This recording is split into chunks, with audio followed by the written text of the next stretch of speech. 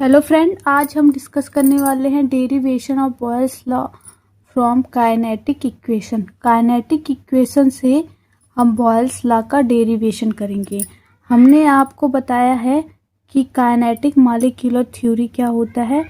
तो हमने जब काइनेटिक मॉलिक्यूलर थ्योरी बता रहे थे ना, तभी हम बोले थे कि इस थ्योरी से या फिर काइनेटिक इक्वेशन से हम सारे के सारे डेरिवेशन करेंगे जो गैस के लॉज होते हैं। बॉयल्स लॉ का करेंगे, चार्ल्स लॉ का करेंगे और एवोगैड्रोज लॉ का करेंगे, डाल्टन्स लॉ का करेंगे। सारे के सारे लॉज का हम डेरिवेशन काइनेटिक इक्वेशन से करेंगे। तो सबसे पहले हम देखेंगे कि बॉयल्स लॉ का इक्वेशन मतलब डेरिवेशन हम कैसे करेंगे काइनेटिक इक्वेशन से।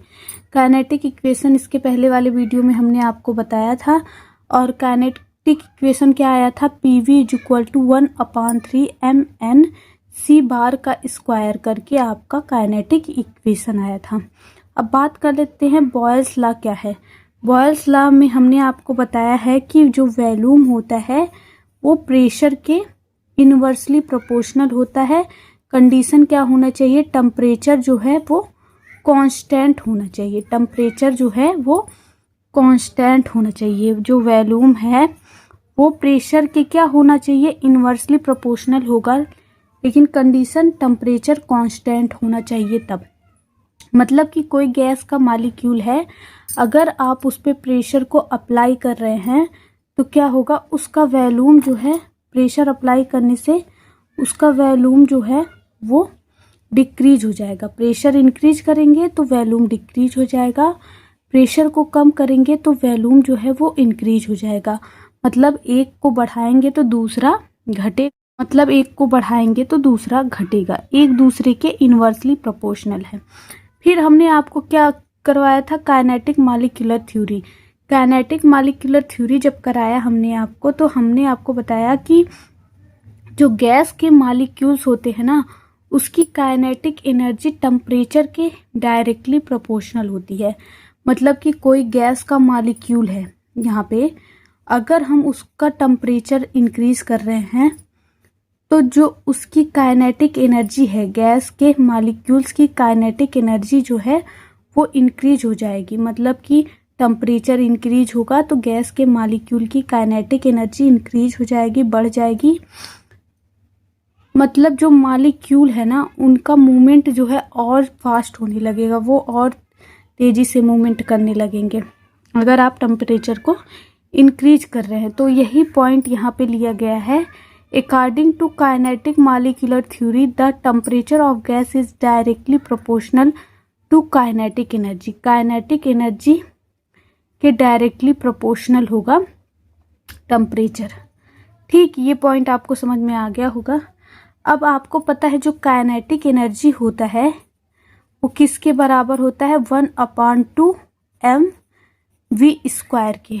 किसके बराबर होता है, m/2 mv²। हमने आपको बताया कि यहाँ पे वेलोसिटी जो है वो केमिस्ट्री में वेलोसिटी को हम c से इंडिकेट कर रहे हैं, फिजिक्स में हम v से इंडिकेट कर रहे हैं, यहाँ पे लेकिन हम क्या कर रहे हैं, c से इंडिकेट कर रहे हैं। तो यहाँ पे वेलोसिटी क्या है, c बार का स्क्वायर जो है वो वेलोसिटी है। हमने आपको किस में बताया, काइनेटिक इक्वेशन में बता दिया है। ठीक, तो यहाँ पे v² की जगह पे हम रखेंगे c बार का स्क्वायर। और बात करते हैं ये जो m है, कोई भी पार्टिकल अगर मूव करता है फिजिक्स में तो m उसका क्या होता है, मास होता है, टोटल मास होता है। ठीक, लेकिन यहाँ पे अगर हम देखते हैं तो ये जो m है, ये m है, क्या है, एक मॉलिक्यूल का, केवल एक मॉलिक्यूल का मास है। जो गैस के एक मॉलिक्यूल्स है उसका मास है स्मॉल m। और n क्या है, n यहाँ पे है total number of molecule.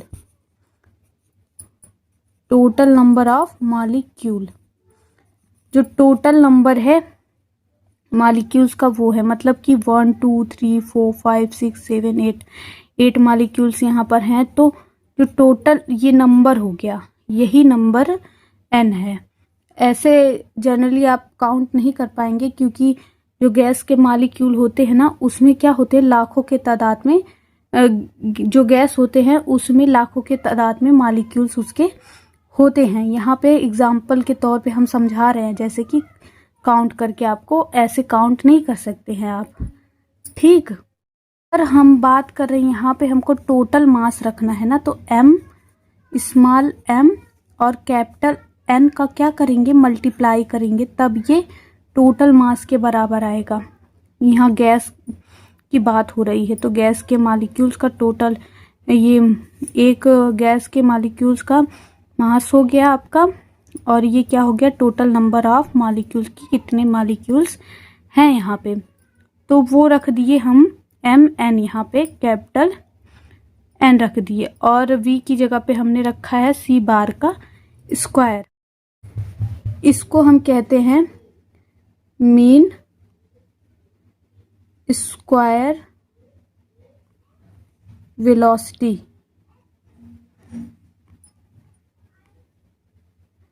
Mean square velocity इसको हम कहते हैं, किसको, c बार के स्क्वायर को, ठीक।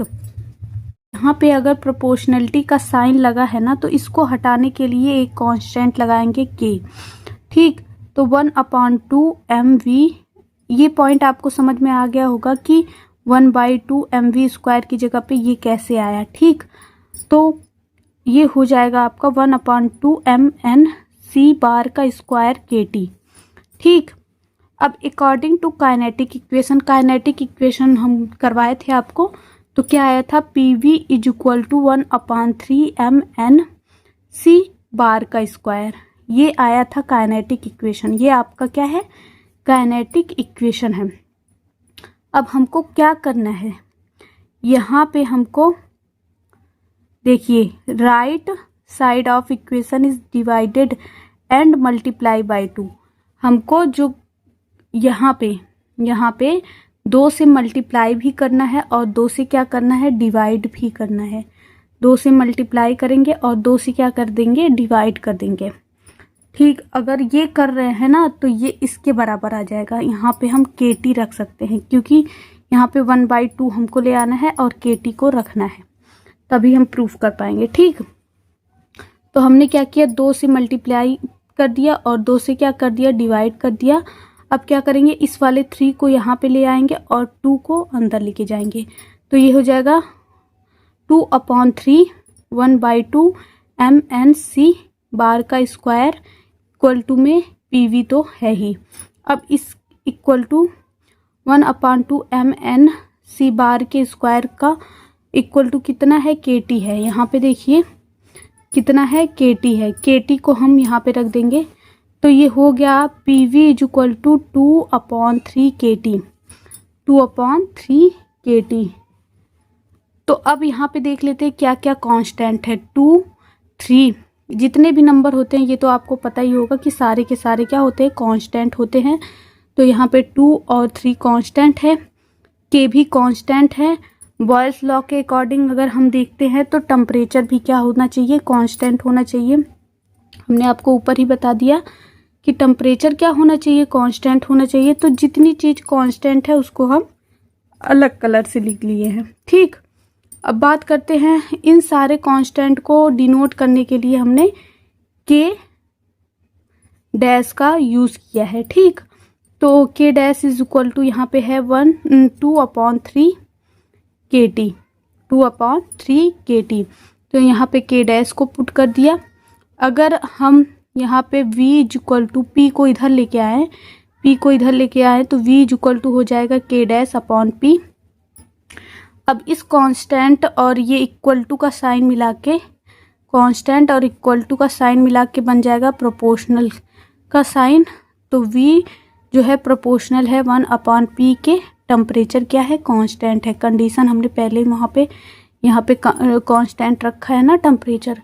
तो यही तो था बॉयल्स लॉ। क्या था कि जो वॉल्यूम है, किसी भी गैस का वॉल्यूम उसके प्रेशर के इनवर्सली प्रोपोर्शनल होता है कि मतलब अगर आप किसी भी गैस पे प्रेशर को इंक्रीज कर रहे हैं तो उसका वॉल्यूम क्या हो जाता था, घट जाता था। अगर प्रेशर बढ़ा रहे हैं तो वॉल्यूम घट जाएगा, प्रेशर को कम कर रहे हैं तो वॉल्यूम जो है वो बढ़ जाएगा। यही था बॉयल्स लॉ। हमने डेरिवेशन किया किसका, बॉयल्स लॉ का, किसके द्वारा, काइनेटिक इक्वेशन के द्वारा। आई होप ये वीडियो आपको अच्छी लगी हो। वीडियो अच्छी लगी हो तो लाइक करिए, चैनल पर नए हैं तो चैनल को सब्सक्राइब कर लीजिए।